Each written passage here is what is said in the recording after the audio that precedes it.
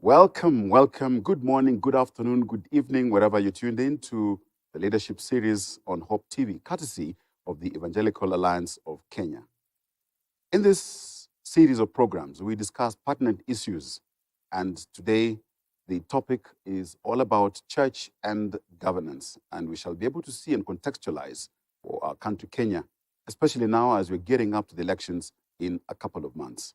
And to help us unpack this topic is Reverend Dr. Dennis Tongoy, the Executive Director of Root to Fruit and Senior Master Facilitator in Kenya.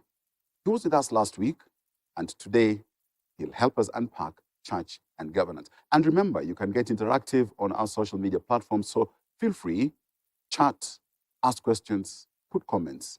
We'll engage. Over to you, Dr. Reverend Dennis Tongoy. Thank you very much, Edmund, for this opportunity to be able to interact with our viewers today, wherever in the world they are listening from. I greet you all in the name of Jesus Christ, our risen Savior. It is indeed an honor and a privilege for us to continue to reflect on some of these topics that are pertinent to our country, and I pray that the Lord and His Spirit would be our teacher today. The question of the church being involved in politics has always been controversial.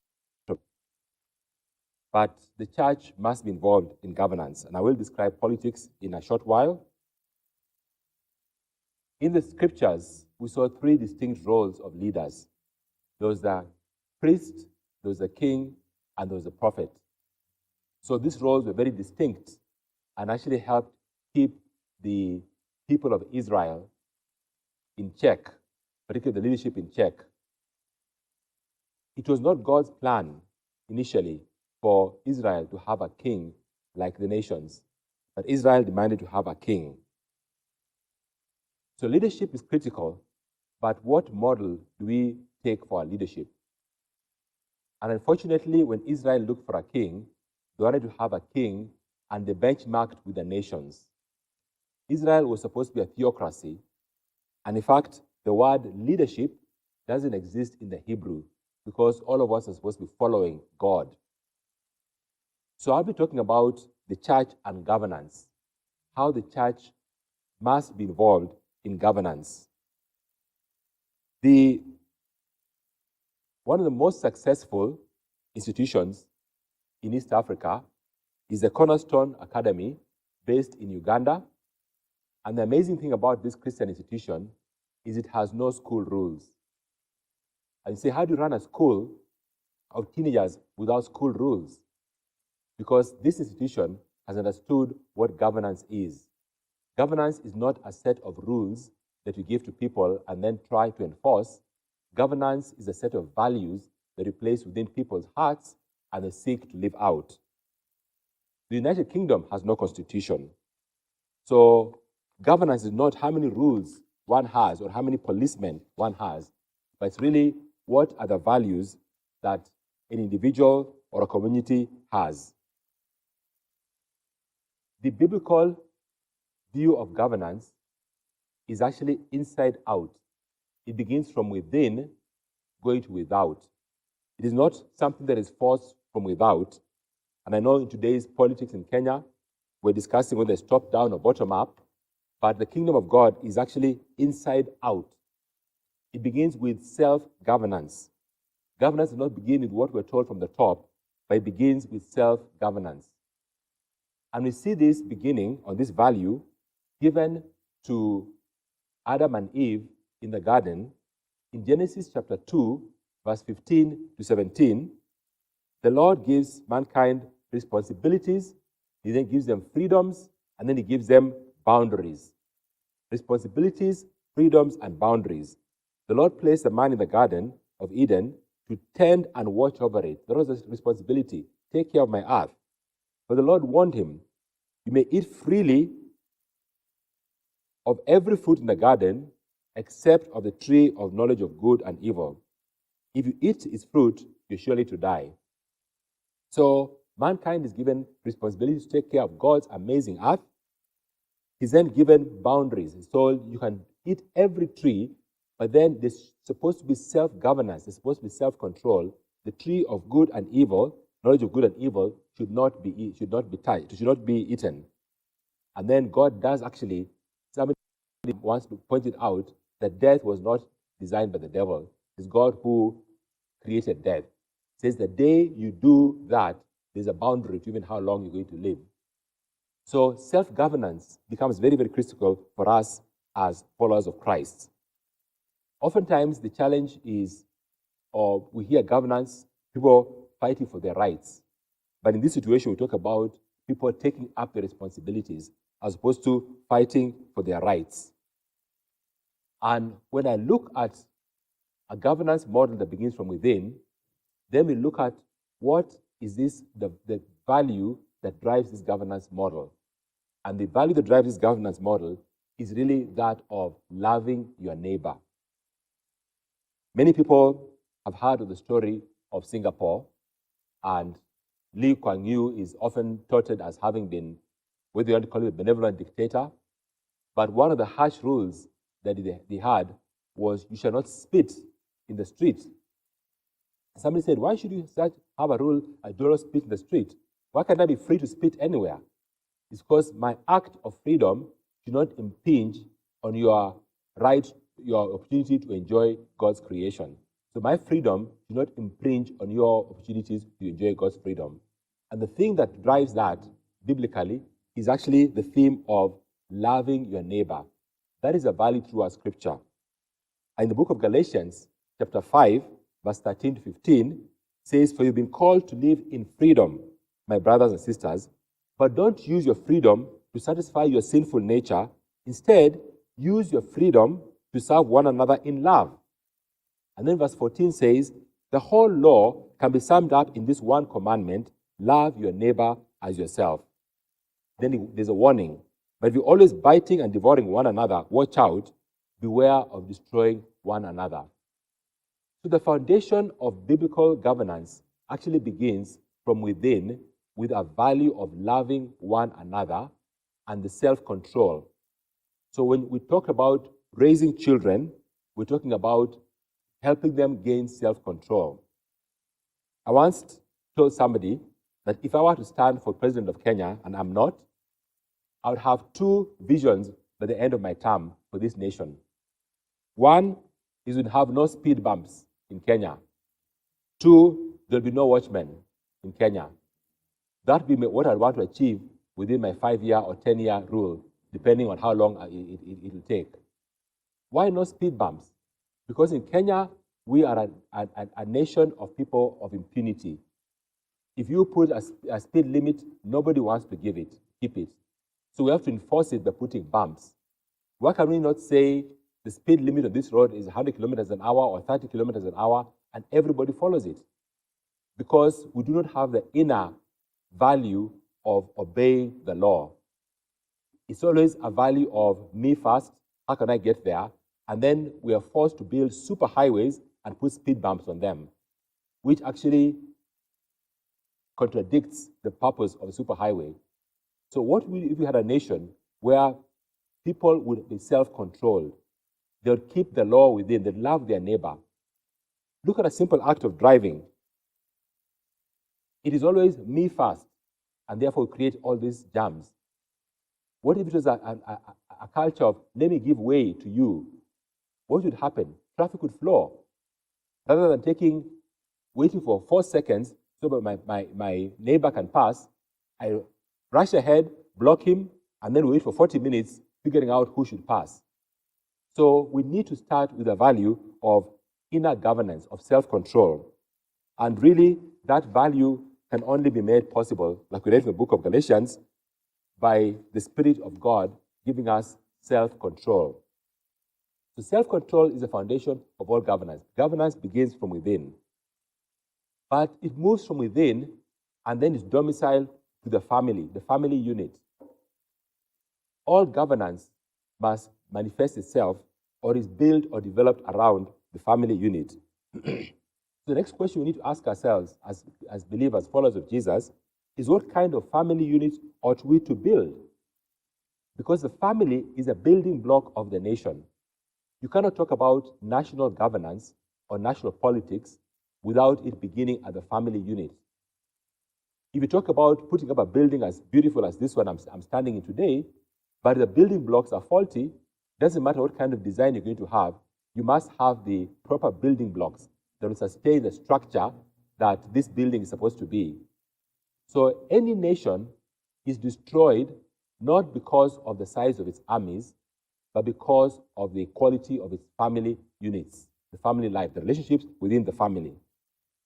The term economics comes from the Greek word oikonomia, or household management. Oikos means house or home, and nomos means custom or law. So the rules of the household. What kind of rules do we set up within our households to relate to one another? So I talk about internal self-governance, but also the kind of order that we have within our families. It's a powerful word, the word oikos, because it's actually the root of three other words. It's not just the root for economy, it's also the root for ecology. How do we take care of the environment God has given us? Going back to the garden. And then ecumenical. How do we take care of our interconnectedness as churches around the world? So we as believers need to relearn or put emphasis on how we create stronger families and create family-centered institutions that allow the family to thrive.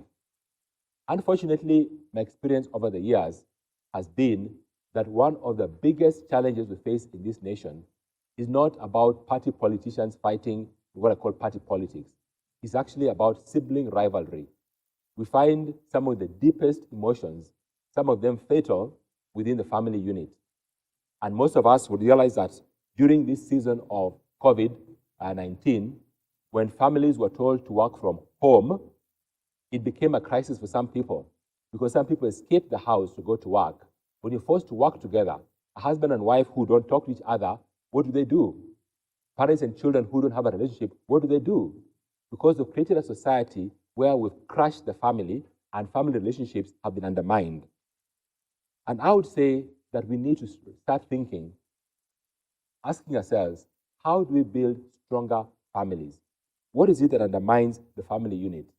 And of course, you see in the Bible, in Genesis chapter 3, when Cain kills his brother Abel after a worship service.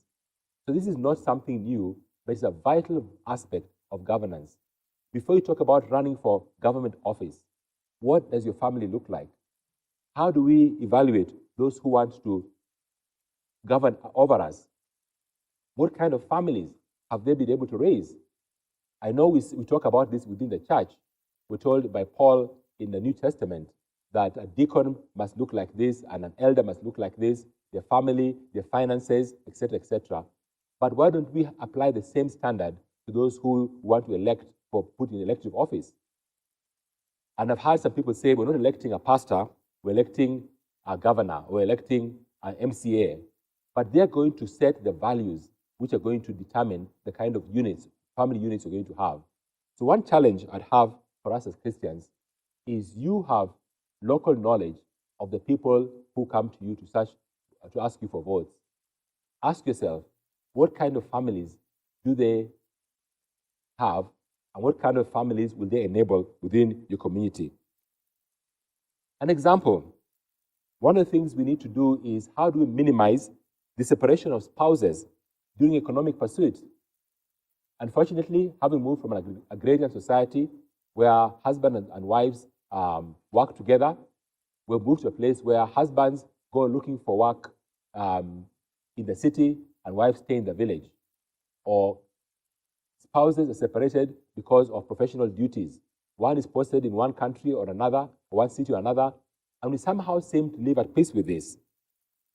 It could be the beer bottle or the Bible that separates the roles of parents from their children. We're too busy outside to take care of our children. One thing I've loved about an economic model, I wish I shared last week, and many of you, again on this channel, will be familiar with Bishop Titus Masika's work in Yatta, is he had what he calls reverse migration. Men were coming back from the slums of Nairobi, going back up country to build the economy there because they had seen an economic model that worked. And instead of men going to look for work outside and leaving their families, we now see families being strengthened. And the question for us as we think about our local policies, how do these provide for the strengthening of the family? How do we reward the role of mothers? Oftentimes people think being a mother is secondary, but I go there, look for the money, and then I leave the children with a maid to take care of them. How do we reward the role of mothers? And how do we celebrate the value of parenting? Unfortunately, our society today has placed materialism above parenting. And so we look at the product with people we see in our schools and we wonder, why do they behave the way they do? We need to come back to a set of values where the home and the family and parenting and family values begin to become central. What about our education system? What kind of system are we going to put together? Is it one where each one of us pursues our own agenda and we outsource the teaching of our children to other people? Or is it one where we participate? And I thank God that at this time in this country, we are reviewing our education system and we are getting parents to be more involved. And dear parents, please take this responsibility seriously. When you reach my age, you want to be happy with the children you've raised and not have the children you've raised causing you trouble. A new education model is actually designed for participation by the key stakeholders in the family, that is the parents. And what a wonderful opportunity. And God forbid, should there be a COVID-31 or COVID-30, and we're forced to go back in stay at home, we'd love to do it rather than dreading it. We'd want to be back with our families. So, foundations for biblical governance begins with self-governance, the boundaries we set for ourselves, what God told Adam and Eve, setting boundaries for them. It begins with strong families, foundations where family life is strengthened, foundations where we build the family, and the family becomes the center of the community. But then now we then have to look at the nation. And the question I'd ask is this: what kind of leaders do we want to follow, rather than what leaders we want to elect? The Bible says in Psalms 89, verse 14, righteousness and justice are the foundation of your throne, unfailing love and truth walk before you as attendants. God being our king, sitting on his throne, what the psalmist is telling us, that the four legs of that throne are righteousness and justice, and then unfailing love and truth. Are your leaders able to pass the test of righteousness? What does righteousness basically stand for? Right relationships. Are there people who build bridges of reconciliation, or are there people who create crisis and strife to bring conflict and division? Justice. Are there people who care for the least of us? Somebody said, if we care for the least of us in society, then the rest of us will be okay. Are there people who show unfailing love? And this is where we learn to forgive and bring reconciliation, where we walk on truth rather than using lies. So what values do you want to see in those who want to follow? I would say that it is more important for us to look at their character rather than their competence. Not what things have they achieved, but what kind of people are they? When Jesus began his ministry, we basically have his manifesto, which some of us, or which is we commonly call the Beatitudes. And in these Beatitudes, found in Matthew chapter 5, one of the places they found is Matthew chapter 5. There's also the passage in Luke. But it's very interesting when you look at this manifesto that Jesus gave for his kingdom.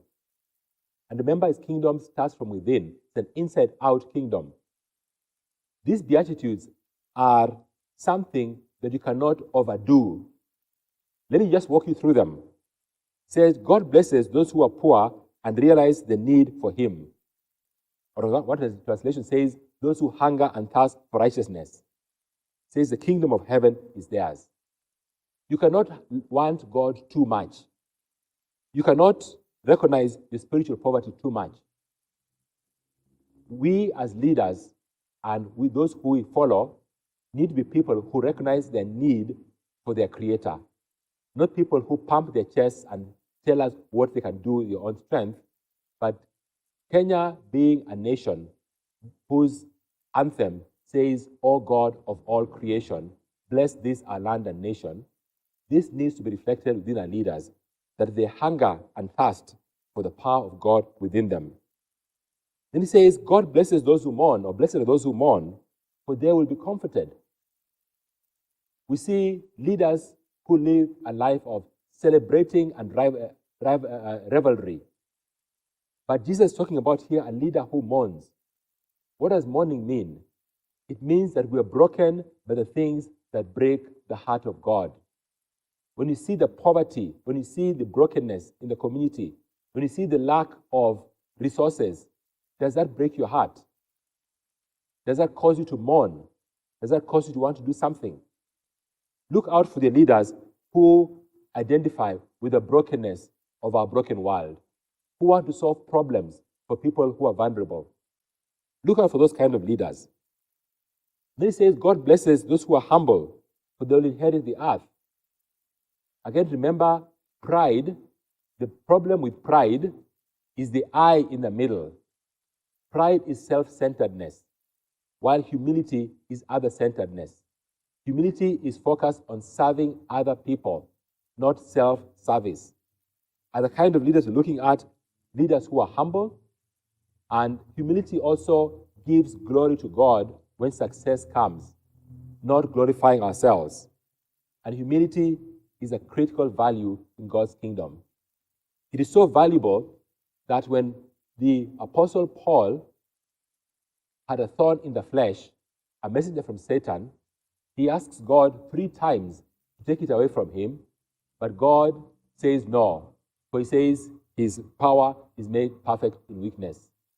And the thorn in the flesh remained there to keep him humble. What kind of leaders do we have? What is the thorn in their flesh that keeps them humble and relating to us? And I find that the older one becomes, the more we're aware not of our strengths, but of our weaknesses. Blessed are those who hunger and thirst for justice, for they will be satisfied. Why does this particular leader want to go into governance? Is it because of justice? Or is it because of self-building? Is it to accumulate resources for themselves? Or is it because they want to see resources created and developed for the least of us? Blessed are those who are merciful, for they will be shown mercy.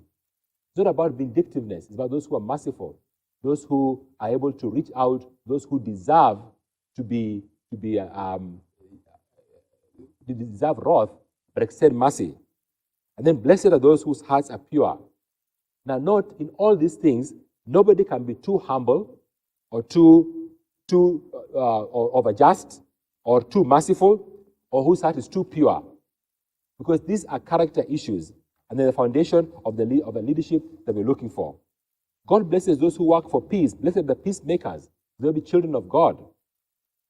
Look out for those leaders who want to foster peace. Now, politics, by definition, is about division of resources and division and management of resources. And politics is actually local. You cannot have politics that reflects the challenges of an entire nation. And therefore, at the local level, you must ask yourself, how does your leader work for a peaceful resolution for the discussion and decisions of how resources are going to be generated and shared or addressed within a local community? Because those who work for peace are children of God. And then it says, blessed are those who are persecuted for doing right, for the kingdom of God is theirs. You cannot be one who is seen as, and this is where the question comes, I raise the question, should we have a Christian political party or have Christians in every political party? I have been involved in elective politics over the years with politicians. In fact, at one time we sponsored 20 people to go into party politics. But we realize it is better to have Christians in every political party rather than for us to have a Christian political party. I'll give you an illustration. Should we have a Christian football team so that we can show the world how to score goals? That is irrelevant because football teams will win and lose. They have all kinds of skills. But should we have Christians in every football team? Yes. They show us how to control temper, how not to cheat, how not to be angry, how to live like Christ when you win and when you lose. So my proposition for you, if you're standing here and want to go into electoral politics, choose your local issue, take the party that addresses your local issue, and then be like Christ in that situation. Be Beatitudes, be like Christ. Let them guide you. Be the kind of person who people want to follow. And the question we have then is, what kind of vision should you bring within that particular political party you're in? It would be great if every political party fought for the values that Micah chapter 4 espouses about a just society. He talks about the mountain of the Lord's house being the highest of the mountains in the last days. And in chapter verse 2, talks about how people from many nations will come and say, come, let us go to the mountain of the Lord, the house of Jacob's God. And then it says, there he will teach us his ways and will walk in his paths, for the Lord's teachings will come from Zion. How do you, as a follower of Jesus, live out the teachings of Christ within the, and let me use the term, football team that you're playing in, whatever the political party that is going to be? Are you able to play fairly? Are you able to play justly? Are you able to play without, are you able to propose solutions rather than attack your enemies? I recently had the testimony of the leader of the opposition of one of the Congos here in Congo Brazzaville. His father was killed a number of years in a very bloody coup, and he's come back now, and his theme he was sharing with us is, as a leader, his primary focus has been on loving his enemies, because that's what Jesus told us to do. It's a very touching testimony, because we often see our enemies as those who are out to destroy us or to undermine us. But as a Christian in politics, in football, if we together win, the whole nation wins. So let us fight over ideas and not attack each other. Let us fight over issues and not fight people. And then Micah chapter 4 verse 3 talks about the Lord will mediate between peoples. He will settle disputes between strong nations far away. They will hammer their swords into plowshares and their spears into pruning forks. Nation will no longer fight against nation, not train for war anymore. Can you imagine a Kenya where political parties fight not with swords, but fight to give us opportunities for economic prosperity? They're always giving us better and better ideas, and not just sharing those ideas, but also implementing them. A Kenya where the fight is not against one another, but against poverty. Not against one another, but against injustice. And then Micah goes on to talk about, in verse 4, everyone will live in peace and prosperity, enjoying their own grapevines and fig trees, for there will be nothing to fear. The Lord of heaven's armies has made his promise. And this is again what we talked about last week. What kind of economic model do you want to see developed? And let me just summarize as I conclude that the leaders we want to follow are those who are going to help us develop what last week I talked about, a kingdom economy. I'll remind us, the first economy discussed was the Egypt economy. And again, this writer I quoted last week says, how do you know which economy you're in? And it's by who you're fighting. In Egypt, you're fighting the bad boss. You're trying to escape from somebody who has held you captive. And I pray that in Kenya, we are beyond just figuring out who is a good boss and who is a bad boss and trying to get away. In the desert, which is the second model of the economy we discussed last week, you're fighting circumstances. There's too much sun, too much heat, not enough food, not enough water. You're also fighting other people. You're fighting your leaders. You don't like Moses, you don't like Aaron. And for many of us, unfortunately, that is where our limitation is. We're actually fighting each other. Who is the leader in this party, the leader in that party? Who I do not have enough food, you do not have enough food, and the focus is on survival. It is not on development. It is fighting other people. But a kingdom economy is actually fighting the giants. When the 12 spies were sent to go to the promised land, when they came back, they said the land is got milk and honey, but it is full of giants. And they said we're able to go and take that country. It was not a country of sitting and relaxing and getting free anything. It was a land of fighting, but fighting giants. What are the giants we want to fight as people? The giants we want to look at, the giants of structural injustice, the giants of structural poverty, the giants of systemic stealing. Why has God placed you where you are as a follower of Christ? Can you become a fighter of these giants so that our nation can begin to reflect God's will? Jesus told us to pray, thy kingdom come, the will be done on earth as it is in heaven.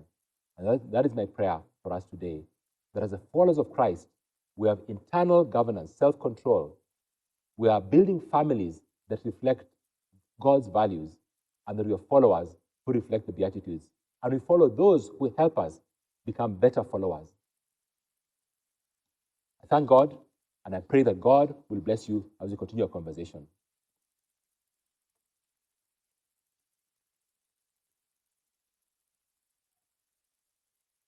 Well, well, well. What a thought-provoking, insightful presentation by our very good friend, Reverend Dr. Dennis Tongoy. Just to let you know that Dennis, as I mentioned earlier, is the Executive Director of Root to Fruit and Senior Master Facilitator in Kenya. And the Root to Fruit really is a collaboration of senior executives aiming to transform lives through enabling businesses and nonprofits in Africa to flourish. So I find that Dennis is well equipped. When he speaks about matters governance, he has seen it, he's been involved, the pros, the cons, where we're slipping, where we can pick up. And I'm very convinced that today's topic is one that will engage us, and really the challenge we'll have is time. Now, just a couple of things that Dennis brought up so that we can actually contextualize in our situation here in Kenya. He said, politics is local, but key for me is that the statement that the church must be involved in governance. And therein, we find it very interesting, because when the church must be involved in governance, and we're in Kenya, put myself in the average Kenyan's shoes, we start thinking of governance, government, them out there. What comes to mind then is chapter 6 of the Constitution. Unpack where some would argue that it has been weakened for a reason by the politicians, that it is there. But you see, just like you cannot legislate good manners, really, can you legislate a set of values? But you find that here, you're able to unpack that it starts with the self, inside out. What value system do you have? And I love the illustration that he gave. We build superhighway, but put speed bumps. Because really, the superhighway is meant to be one that all factors considered should be superhighway to get you there in safe speeds, but above the normal speed, not 50 kilometers, but a superhighway that you could easily do 120 kilometers, 140 kilometers, and you are safe. But you put speed bumps because we know the human heart, the human being, the average driver is one that will just not obey by default. So your comment on contextualizing governance in Kenya and where we're at as a nation. Opening remarks. Yeah, I think, thank you, Edmund. I think the critical thing for me, like I said, look at the book of Micah, is teaching and training. Not what kind of leaders do we have? What kind of followers are we? I think we need to change the discussion. You will recall that back in 2000, when we were anticipating the transition from Moi to whoever was going to be next. At that time, there was a lot of civil education by the church. They did not focus on who's going to be a politician, but what kind of equipping do people need to elect the right politicians. So I was actually quite involved in civic education for many, many months, empowering people to know what their responsibilities and rights are so they can choose the right leaders. So to me, if the church was to focus on the followers, not on the leaders, the cream would rise to the top, like I said last week. But we focus on the leaders, they were fighting for a position and a title, and I told you in the Hebrew word, the word leader doesn't exist. Because they're supposed to be followers of God first. So the church, I think, should be a place where civic education takes place. People are taught about what it means to live in communities. Local issues are discussed, and people begin to surface what those issues are for themselves, and therefore what kind of leaders they want to address those issues. Wonderful. And you said governance is really that set of values, not set of rules. Yeah. Because if you must legislate, then I'm all looking out for, the rule, the law. Then what is not contained in the law, whether in spirit or letter, then it means it's allowable. And we have to flip the narrative and the discussion here with that biblical perspective of inside out, beginning with the self. Let's go back to Adam and Eve. Yes.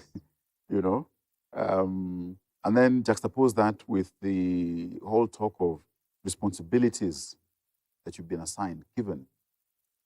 The boundaries that you have. You don't exist alone to the exclusion of others and say, yes, I'm free to do what it is that I want. So unpacking the whole concept of boundaries. And then, of course, how one then relates with others when they themselves stand right. Again, if you look at Kenyan's politicians today, we have some very successful counties. And if you look at the common denominator between those counties, it's because the governors walk the talk. They actually live values. It's not because they have better rules. It's the same laws they're working with, same procurement laws, but how come they've been able to use their resources much better? It's because within themselves, there's self-control. Within themselves, they live out the values. And something which I'd really hope for this country to have is to celebrate, not just to point out the bad people, but celebrate the good people, to set the benchmarks. So I think we can celebrate that value-driven people, actually people who walk the talk. They don't just point the way to others, they walk the way and others follow. And you'll find out at this time, there's a big debate, I know, going on in the UK about Partygate, about one set of laws being given by the Prime Minister and not following it. Right. And that, I think, is a class of problems here in Kenya, is that we have one set of laws for the people who are led and one set of laws for the governor. So impunity comes in. So why do people want to go into parliament or to go government? So they can be above the law. Mm-hmm. Unfortunately, as opposed to demonstrate the law, they're going to become above the law. So I can do whatever I want to do. So I would urge our viewers, look for people who actually keep the law. The same law they give you, they're also under the same law themselves. Indeed, and I'm sure all, well, not all, most will relate to this. The law keepers, unfortunately, sometimes end up being the law breakers. But that doesn't mean that they are not those within who are in position to keep. We must celebrate those. Yep. But again, call out those who are also breaking the law. Yep. I think I shared this when we were preparing for this show. A couple of years back, I was driving around Parliament, almost turning off to, I believe it is Harambe Avenue. Yep. I'm on the right side. I'm driving. Coming right in front of me is this vehicle, GK, very nice, dark, and the driver, who I definitely by default must be one of the security fellows, starts pointing as in move, get onto the cab, get out of there, get out of the way, get out of the way. There's a jam. Now, driving low profile. He wants me to spoil the tires of my car, getting onto the cab in the low profile. But I looked, he's a driver, and within, I could tell by the, the plate that he's carrying someone from the courts.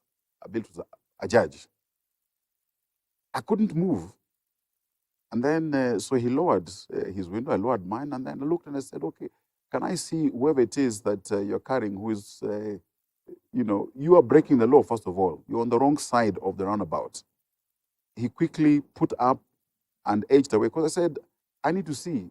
You're carrying a judge, and he or she doesn't mind you breaking the law, but you being the driver, you feel that, yes, I'm doing this on behalf of, so there's the impunity seat being, every day, I'm sure, we see the law keepers being the law breakers, and not because there's an emergency, but because then they want to show that I can be on the wrong side. Now, that in itself discourages others from then doing the right thing. All too common here in Kenya. Yeah, let me go back to the passage I shared from Matthew chapter 5. The last part says that, blessed are those who are persecuted for righteousness, for doing what is right. Okay? It's very, very important, because I know the moment when I became a Christian, and I've got my own various social affiliates, whenever I showed up, the topic changed. Yes. Because they didn't want to go, he's come, let's not talk about this, let's not plan evil. That's why I said for us, let's not think about Christian political parties. It'll be stinking. Yes. But let's think about Christians in every political party. So whenever we show up, the discussion goes towards righteousness, not towards corruption. So my prayer is that Christians get involved at every level of governance, but be persecuted for the right thing. Let them say, we don't want to discuss this because so and so has showed up. And that, I think, is what we're lacking. Because salt preserves the meat from getting rotten. So when Christians become apathetic and they don't get involved in the political process, then they blame the results. And again, we realize, again, with the passage which we're familiar with, is 2 Chronicles chapter 7, that my people who are called by my name humble themselves and pray, seek their face. So we are called to be there, those people who go and actually represent God's values and God's kingdom in that context and limit evil. We'll never be able to destroy it, but our presence actually limits evil. I normally like to describe it as a nuclear reactor. It's very, very dangerous. Atomic energy is very, very dangerous. But you put it in those rods, when they put in, it stops the reaction from being destructive to being now productive. If you remove the rods, it'll explode. So Christians in politics means our presence doesn't mean that there's no evil, but it limits evil. And of course, God in His mercy said, when you eat of the tree of this, you will die. And so God in His mercy allows the political parties to die, individuals to die, because He limits evil. Let's get to the family unit, because that is we are God's creation. And at the very core of a nation is the family unit. And that self-control being foundational, moving from within to the family unit, that being the building block of a nation. And of course, within that, then you have order within the family. So investing in strong family units, because then the narrative comes to who am I, how am I fitting in, what is my value set? If then in my family unit, we are strong, then the nation is strong in terms of even the value set and order. So interrogating those who run for offices, but I love the perspective that you've given, that we look at them not as just individuals for their own self as one out. But here again, family unit is not necessarily biological, because they may not have, their families may have personal, but they came from somewhere. And by and large, when you're auditing to interrogate, to look at, because how then they treat, you have the dynamics and the value set within those who are running for office, then the nation that uses the family units as building blocks for the same, you can anticipate that. But then there are those who say, no, it is me who is standing on my own, leave my family out of. We're not saying that we want to, be big brother of a family, but just to see how you are relating, what are the dynamics, what's the value set, how are you living out those values? And then you can expect the same when you ascend into that position, which is delegated by being given 2 years opportunity. Yeah. Again, I talked about the issue of character being more important than competence. Most people say it is me running for office, are calling upon their competence. But character is something which other people say about you, not which you say about yourself. So and I'm not talking about being perfect. None of us is perfect. I'm not perfect, you're not perfect. What kind of character do you have? Do you have the kind of character that is willing to say, I'm sorry when you make a mistake? Do you have the kind of character that is sensitive? So we're really talking about people who others can say something good about. And you're familiar with marketing. They always say word of mouth is the best marketing thing. So if others can say something good about you, in the book of Song of Solomon, there is a discussion between the two lovers, okay? And one time a friend of mine was having somebody who had wanted to marry their child. And they said, we've not even seen the young man. I said, you see, the young man will not make a difference. What do others say about the young man? That's right. Yes. Not what do you say about the young man. Mm-hmm. So then go get a testimonial. That's why even today, when you're looking for a job, look for testimonials. Because referrals, testimonials. So we're saying leaders who have referrals, testimonials, not of perfection, but of being human. And these may be leaders who are humble because they've had to struggle with very challenging family issues, but they've made them humble, not proud. So it's not about perfection. It's about how do they respond to crisis. Because leadership is about managing crisis. And when you manage crisis with the values that Jesus said in the Beatitudes, you'll be able to get a nation to the next level. So what kind of vision, per se, should we look for in political parties? Okay, Edmund, as Christians. Yes, the challenge for us in Kenya is that political parties have become what we call special purpose vehicles. Okay? They're used or discarded at will. We're yet to actually see any political party that I know of that actually stands for a certain set of values. And I think that is where we as Christians or churches need to actually begin to engage, is to find out, can we start building or bringing value-driven political culture in this country? Unfortunately, people switch parties at will because it's a special purpose vehicle. In some economies, parties stand for values, but we're not yet mature to that place yet. Here, in fact, it is very likely the parties that exist today, next 10 years will not be existing. So the question is, which kind of values are we going to have? So that's a big blank for me, is that I don't think we yet have parties that actually exist. That's why we look at individuals. Is what kind of individual is this? What kind of values do they have? And then you often find when that individual switches parties, the followers follow them.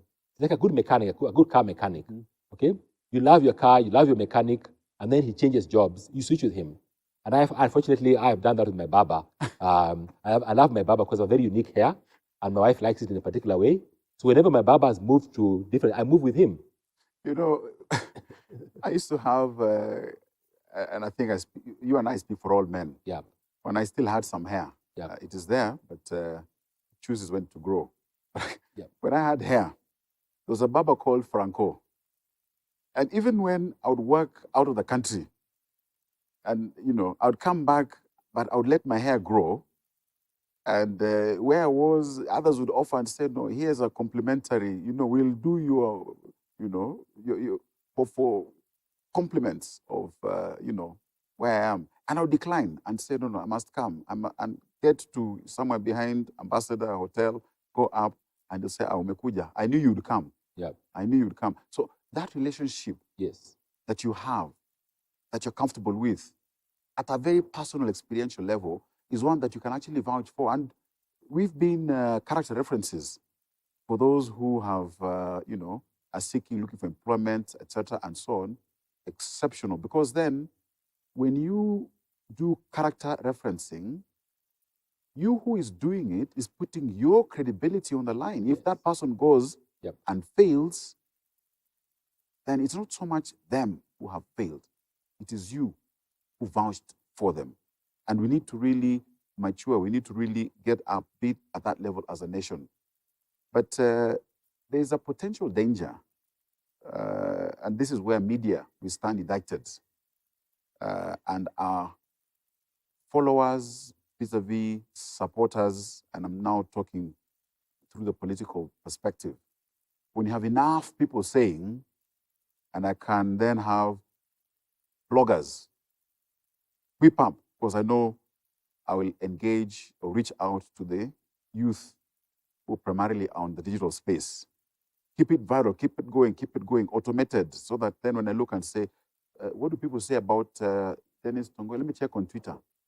And have all manner, but then it can be manufactured because it can be artificially pushed. and not necessarily. So we have to be careful also in who and where we seek to find out what do others say about you. You can have enough followers. If you can unpack supporters vis-a-vis followers of an individual, or they subscribe to a political party because of what it stands for, and then we say, we want this year's elections to be issue-driven, ideas. But we ourselves are not unpacking what those ideas are, what are we looking for, what are we chasing. But it's because we have enough people who say, no, Dennis. Yeah. I think, Edmund, the challenge I see in Kenyan politics is populism, or the idea of numbers of crowds. When you look at scripture, you look at Jesus. When he arrived in Jerusalem, he arrived on a donkey and they were crying, Hosanna, Hosanna, Hosanna. And 3 days later, the same crowd was crying, crucify him, crucify him, crucify him. And those who've been in politics will know that politics, crowds are very, very fickle. Yeah. My proposition is that, unfortunately, the noise we're hearing today in Kenya is about the presidency. Let's ignore that. Let's look at your local MCA. Because this is a person who knows about your local president. I said all politics is local. Yes. And I'll say this is where the Christians and the church comes in. Can the church start speaking about the kind of character they want at the MCA level? Because that's the kind of person who's going to actually get you and thank God our devolution has actually allowed us to start seeing a lot of fruit at the root level. And let me also commend the people who constructed the new structure of government, because devolution is actually the structure of the biblical governance structure. When Israel left Egypt, each tribe was put along, had their own position. They had the tabernacle at the center, but each tribe had its own positions. Right. So politics was always local. When they went into promised land, they did not say, okay, now everybody go everywhere. Each tribe was actually given its own space to occupy. So tribes are not unbiblical, but it's that they address the local issues. So my challenge to us is, can you start qualifying, educating, identifying who the local MCAs are going to be, and then mobilizing your fellow members to let them compete. Have 2 or 3 people, let them compete. But let us have a decision at that level. Secondly, look at your local MP. Then look at your governor. So begin by the leadership that is most near to you. If we do that, it should actually become irrelevant who the president of this country is. And I'm really, we waste a lot of energy. A country like Switzerland has a rotating presidency. I think they have 7, districts or cantons. Yes. And it rotates every year. It doesn't matter who the president is, because the focus is on service, not power for self-accusation. Why can't we have a rotating presidency? So that at the top, it's about service, but at the bottom, it's about issues that we're facing at the local level. I mean, it's rained the last few days, and many people are celebrating it has rained. But if you're a farmer, you're confused. If you're a pastoralist, you're happy because cows can eat grass anytime. But for a farmer, do I plant now or not plant now? So we need leadership at that level. Who's going to tell me when to plant? Who's going to organize us at that level? So again, I said politics is local, and I would encourage people to really take serious who the local MCAs are, the local member of parliaments are, and then let us get to a place where it really doesn't matter who the president is. Indeed, like you say, church must be involved in governance. Yeah. So church must also be involved in the civic education of nurturing that positive value set, and then being bold enough to encourage what to look out for, what to engage, because it affects us at that level that is closest to us. And debunk this myth that church and politics do not mix. So that, let us, those, I would like to suggest that those who push that narrative want to have space for what I'd call secular mischief. Yep. And you see, Edmund, right now, the IEBC is going through a voter registration process. We had apathy the last voter registration process. Should you not have had civic education prior to that? Because the majority of new voters are young. Kenya's demography is young. And for young people today, they don't see why they should get involved in politics. So we're going to get apathy very, very soon if it's already not set in this country. So part of the role of the church and civil society should really be civic education, helping us understand what kind of structure we have already, how it works, and how to select our leaders, but also how to identify the local issues that matter to us. And this is where, again, looking back historically, there was a time when we, through the NCCK, I remember I worked with Mutaba Musimi a lot, we saw a lot of civic education took place in this country. And that particular election was one of the least troublesome elections because people knew what they were going for. It wasn't about personalities fighting. It was really about addressing the local problems. And local issues all about being informed. Yes. When you're informed, you're empowered. Then you make informed decisions because then you understand. And yes, now there's the second, which is also the final, what do they call it, enhanced voter registration exercise with a target of 4.5 million. I wish and I pray for IBC to get those numbers. And yes, a large constituency or portion of that is the youthful profile of our society. I would love in another 2 weeks, because I think it was in excess of covering 3 weeks, that they surpass the target. But I'm not being a prophet of doom. And this is where the church comes in, because if the church as a group that gathers, whether it's virtually or physically, because of COVID, we're able to at least ensure our church members are registered. You know, that is something we can do. And then if each of them recruits 2 or 3 others to get registered. Because the sad thing about apathy is then the cream doesn't rise to the top. The top is then becomes, we cease being a democracy where we elect our leaders get imposed on us. And indeed, yes. Because when I have apathy and I opt not to participate, I'm disenfranchising myself, and I'll get that leader who I didn't want because I didn't participate. And this, unfortunately, happens within the middle class and upper class because they have a choice to go away. They don't like the leader, I go away. And unfortunately, in this country, we've had people say, I don't like Kenya, I'm leaving. So can we stay and build our country? Can we build our local communities? Unfortunately, this has happened. Again, I thank God for devolution. Those counties where, and this is happening across the country, where governance has been effective, people are coming back and trying to build their local community. If every local community was built by the local people, or people locally, not necessarily local people locally, then Kenya will become a place where it doesn't matter where you live, you get the same quality of services. And this becomes a nation, this becomes a preferred place to stay, and we're no longer exporting human capital to other countries, but people are actually returning home to try and build our nation.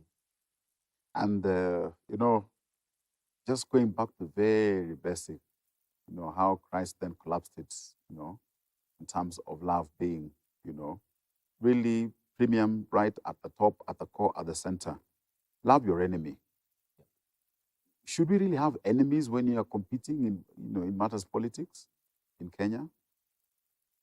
I guess enemies mean somebody who is different from you or has a different opinion from you, but oftentimes somebody who wants to destroy you. That's an enigma about Jesus. Your enemy is not just somebody who doesn't like you, they want to eliminate you. And to me, the challenge comes in, how do you love your enemy? And I think the way of loving enemy is really not attacking the opposition, your opponent, but addressing the issues. And you'll be aware of the Malawian president who got into governance the other day. And in talking with him, I've had the privilege of being in a context where he's sharing with a small group of us. And he said that his political strategy was to never, ever attack his enemies or his opponents. Never. Always address the issues. And that's what maybe Christians in politics means. You don't attack them. It's a bit like even raising children. You don't say, Johnny, you're a bad boy.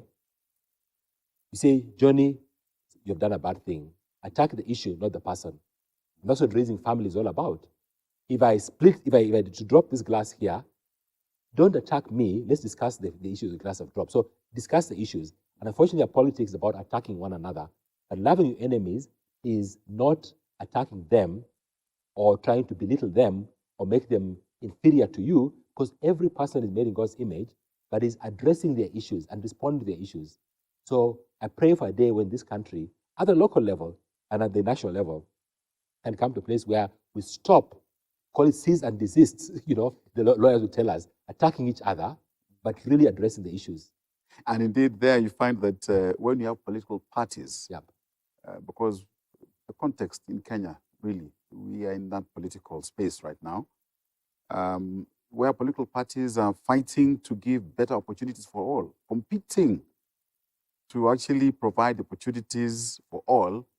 And then the statement that you said that when we have Christians in politics, it does not matter which political party it is, but get there, you're encouraging. The church must be involved in matters governance, which means the church must be involved in politics. Christians must be involved in politics. When you get out there, be the salt, and then at the end of it, or as we, traverse, it basically becomes that when we win, when you say we, then presupposes that there must be the other side, you. Yeah. But when we win, we all win. Yes. Really, that should be what you're looking out for. Yeah, and then also, you just realize that I shared earlier on how Israel had three structures. You had the prophet, the priest, and the king. So they say the church should be involved in politics, and not mean you should collapse all of them into one, but it means the church should have a prophetic voice speaking to the king. And you look at history. We just buried Desmond Tutu. Had Desmond Tutu not had a prophetic voice, would South Africa be where it is today? Had Martin Luther King not had a prophetic voice, would we have been where we are today? Had we've got this country, we've had our leaders, yes, who have had a prophetic voice, our Kulus who've spoken. Yes. Yes. So I think what we're discussing here is we really need a prophetic voice where the church always speaks for justice and for righteousness, but it's not apathetic. So we're involved in civic training, helping people understand how to elect leaders, helping people become better followers by being a prophetic voice. So whenever there are excesses within any form of arm of government, the church is engaged. I'll give you a story of one, as I conclude, one church, which unfortunately, in the city of Oxford in the UK, there's Oxford has a big manufacturing center for motor vehicles. And the motor vehicle industry began to oppress the workers and start laying them off and being very, very unfair to them. And the church kept silent. Now, if you go there, nobody in the city wants anything to do with the church because the church was silent when these big companies were oppressing the poor. So I'm talking about politics up to politicians. What is the local issue? Is it Mumia's factory? Is it the pollution? Is it the fishing? The church must always be prophetic in speaking to power. Now, how we do it is a different way. We don't do it aggressively. When Nathan came to David and gave him a story, David found his guilt and spoke to it. The church cannot be silent. The church must always stand for justice. If and I think we barely have enough for this, but I'd love for this to come out about when injustice was happening. I saw, but I didn't speak up. Yep. Can paraphrase and just recall and recap for the same that when now they came for me. Yep. I had no one. Actually, a good friend of mine, if I were to summarize it, said, if your neighbor's child has malaria, guess whose child is next? Yeah. Just simple, love your neighbor. Yes. That's why we need to love our neighbor. The best thing you can ever do for yourself is love your neighbor. If your neighbor's house is broken into, guess whose house is next? Mm-hmm. So if you love your neighbor, you're actually in a safer place. Yeah. Oh, wow. Church and governance. The church must be involved in governance. And I think you brought out some very practical ways in which you can get involved. But where maybe the church, quote unquote, doesn't seem to in terms of, because the church is where you're at, and the church is not necessarily that building there.